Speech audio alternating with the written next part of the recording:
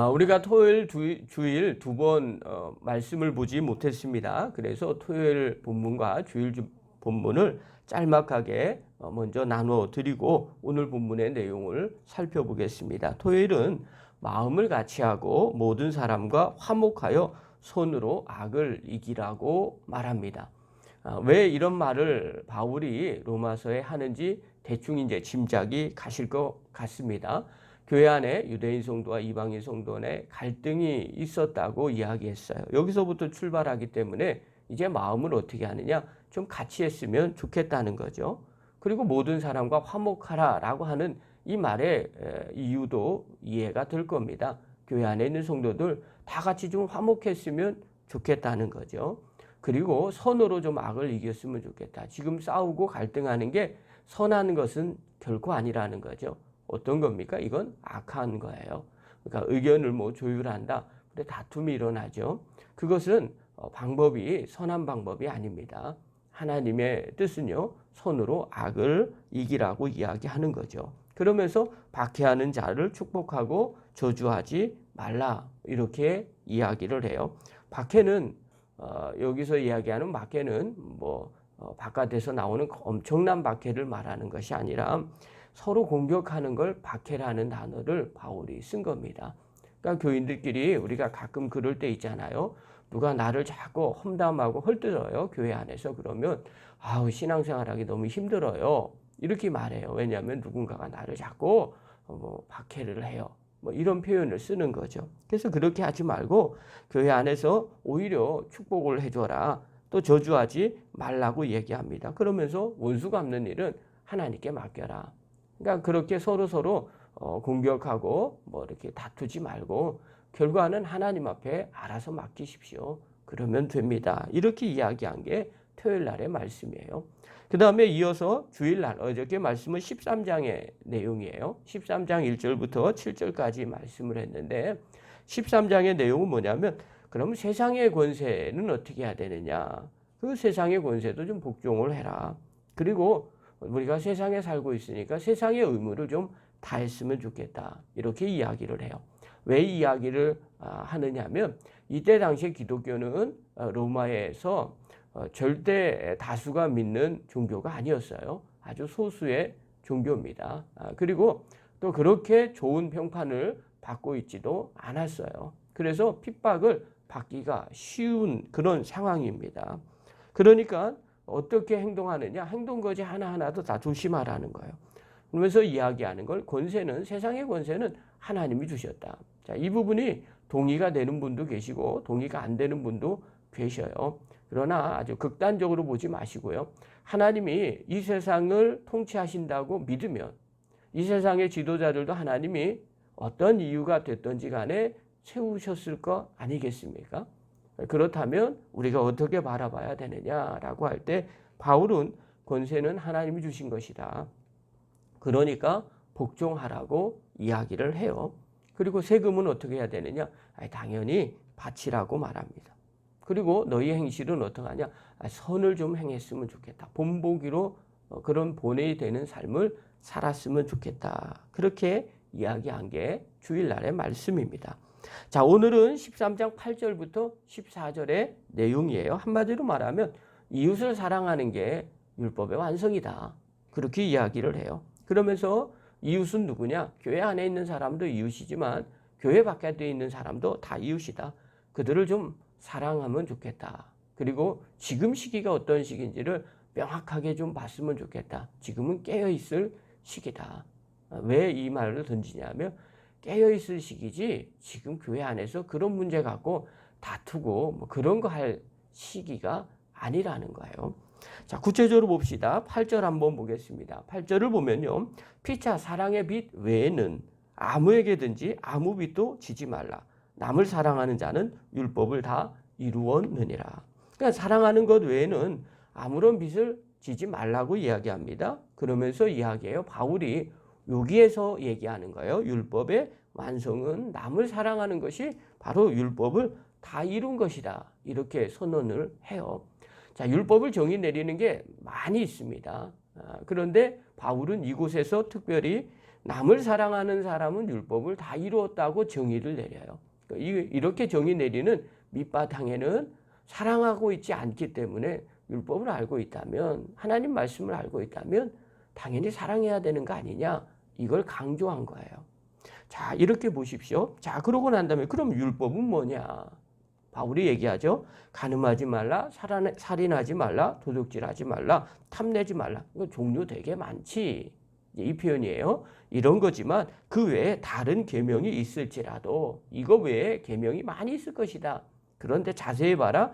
내 이웃을 내 자신과 같이 사랑하라 하신 그 말씀 가운데 다 들었느니라. 내 이웃을 내 몸과 같이 사랑하라, 이 말씀에 모든 계명의 내용들이 다 들어있다는 거예요. 그러니까 계명 막 쭉 열거할 필요 없다. 그 계명들은 다 내 이웃을 내 몸과 같이 사랑하라. 그 계명 하나만 지키면 그 나머지 것들은 다 지켜지게 되더라는 거예요. 그래서 아주 불문율이죠. 또 우리가 잘 알고 있는 거죠. 이 성경을 율법을 한마디로 이야기하면 어느 계명에 다 들어있느냐. 예수님이 하신 말씀이 있어요. 바리새인들이 와서 어느 계명이 제일 큽니까? 크다는 건 뭐 대자, 클 대자 이런 대자가 아니에요. 우선하는 가장 중요한 계명이 뭡니까? 이 표현이에요. 그때 예수님께서 말씀하셨죠. 하나님 사랑, 이웃 사랑. 그거 안에는 모든 계명이 다 들어있다는 거예요. 그러니까 내 이웃을 내 자신과 같이 사랑하라는 그 계명 안에는 다 들어있다는 거예요.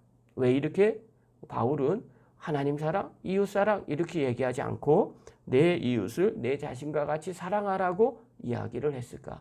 미루어 짐작할 수 있는 거죠. 지금 서로 사랑하지 않고 있는 그 상황 가운데 있기 때문에 그래요. 자, 그러면 사랑한다는 게 뭘까?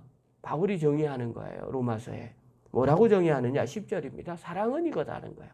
사랑은 이웃에게 악을 행하지 아니하나니. 사랑은 이웃에게 악을 행하지 않는 거다. 이게 바울의 표현이에요.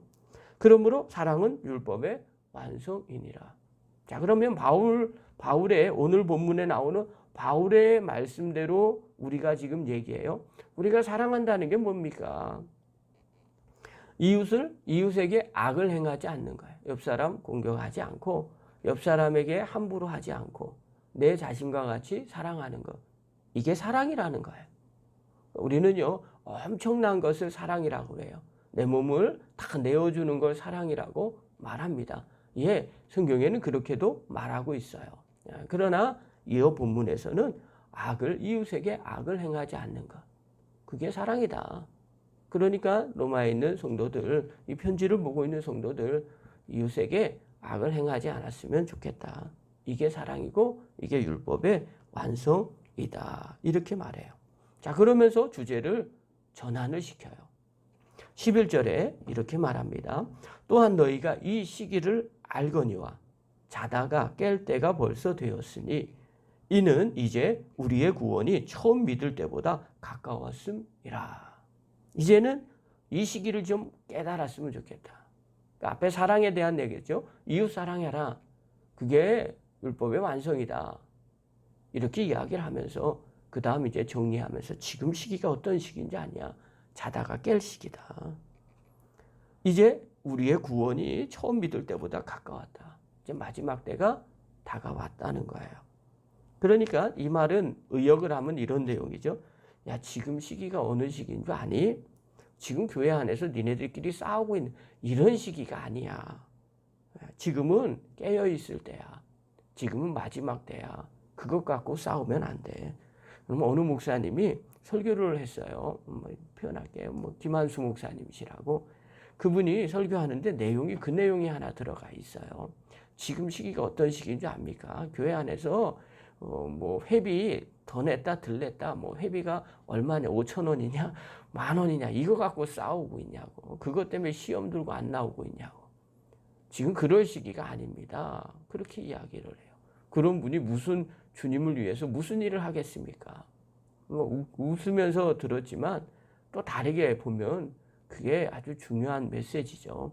지금 우리가 신앙생활 하면서 이 정도도 못 견뎌내면 어떻게 마지막 시험과 환난을 견뎌낼 수 있겠어요? 우리가 지금 시험 드는 것들이 어떤 것인지 점검해 보십시오. 신앙생활을 못하게 하는 게 어떤 것이 있어요? 조금 더 자려고, 아니면 좀 옆에 사람 불편해서 뭐 이런 거잖아요. 만약에 칼 들고 와서 뭐 죽이니 사니 그런 얘기 만약에 한다고 생각해 보십시오. 그러면 신앙생활 제대로 할 사람들이 몇 명이 있겠냐는 거예요. 그러니까 바울이 이 얘기 해주는 거예요. 지금 이것 갖고 싸울 시기가 아니라는 거예요. 왜 바울이 이렇게 이야기하느냐? 그때 당시의 시대적 배경을 좀 살펴봐야 돼요. 지금 바울이 복음을 전하고 있는 그 시대는요, 로마 정부의 핍박을 앞두고 있어요. 1차 핍박, 2차 핍박. 그래서 무수히 많은 기독교인들이 이제 순교당하는 현장에 바로 그 앞에 있는 거예요. 바울 때만 해도요, 카타콤이라는 데가 없었어요. 숲속으로 들어가고 그런 데서 복음을 증거하지 않았어요. 바울이 순교당한 것이요, 네로 황제의 박해 때문에 기독교 믿는 사람들을 전부 다 죽이는 그런 일들이 바로 눈앞에 뒀어요. 시기가 얼마 남지 않은 거예요. 그러니까 이 기독교 핍박이 엄청나게 일어나는 요 시기, 바로 시작이 되는 그런 시기예요. 이런 시기이기 때문에 바울은 이걸 미리 안 거예요. 지금 시기는 그런 거 교회 안에서 갖고 그런 거 갖고 싸울 시기가 아니라는 거예요. 엄청난 핍박이 오는 그런 시기라는 거예요. 그러니까 너희들이 지금 깨어 있어야 된다는 거예요. 여러분, 이렇게 핍박의 시기가 다가오면 해야 할 일들이 있어요. 12절 바울이 계속해서 이야기를 해요. 밤이 깊고 낮이 가까웠으니 그러므로 우리가 어둠의 일을 벗고 빛의 갑옷을 입자. 무슨 얘기예요? 빛의 갑옷을, 어둠의 행실을 벗어버리라는 거예요. 그리고 빛의 갑옷을 입어야 된다는 거예요.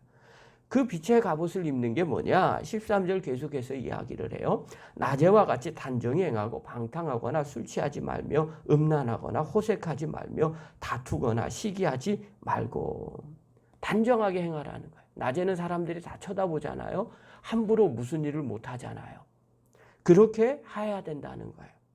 호사한 연애나 술 취하고 방탕하고 음탕하고 또 싸움과 시기에 그런 시기에 빠져드는 그런 시대가 아니라는 거예요.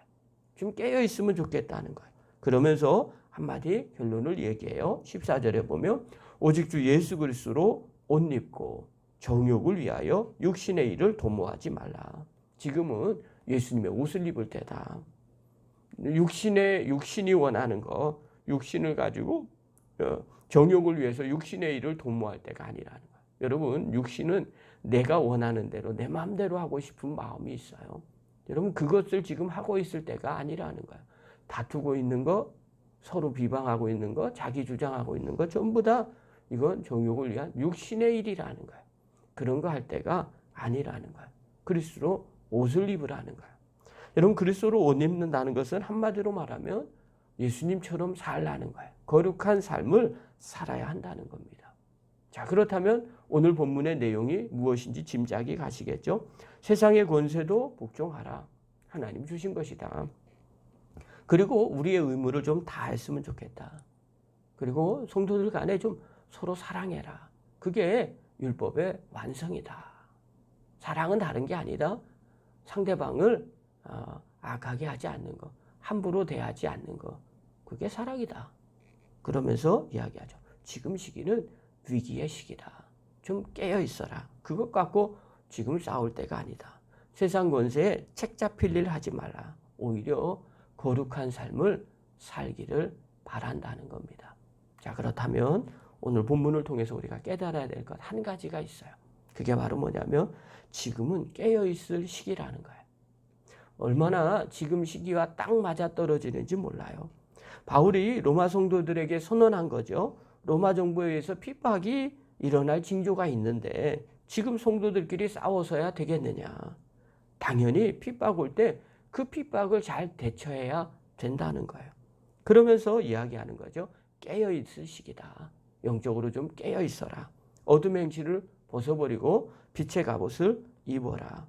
매사의 행실이 그리스도처럼 닮아가게 닮는 삶을 살라는 거예요.